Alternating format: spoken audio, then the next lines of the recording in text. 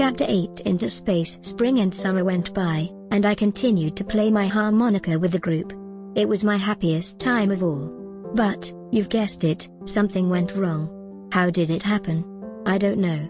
But one night I was sitting outside the Hodaddy Club, smoking a cigarette, when a girl smiled and came up to me. She sat down across my legs and put her arms round me.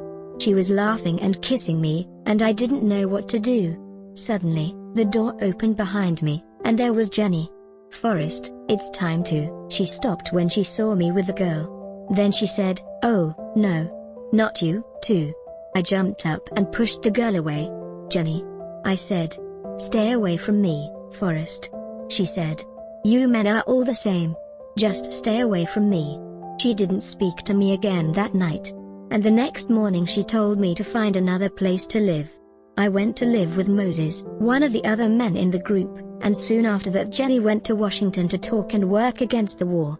Moses wrote down the address for me. So I went back to Washington, too. There was a lot of trouble there. Police were everywhere, and people were shouting and throwing things. And the police were taking some of them away. I went to find Jenny's address, but there was nobody at home. I waited outside for most of the day. Then, at about 9 o'clock, a car stopped near the house and some people got out. And there she was. I started to walk towards her, but she turned and walked away. The other people, 2 men and a girl, didn't know what to say. "What's wrong with her?" I asked one of the 2 men. "She just got out of prison," he said. "She was there all night before we could get her out." Jenny was in the back of the car now, so I went over and talked to her through the window. I told her how I felt. I was sorry about the girl, and I didn't want to play in the group without her. She listened quietly, then opened the car door for me to get in, and we sat and talked. The others were talking about something that would happen the next day.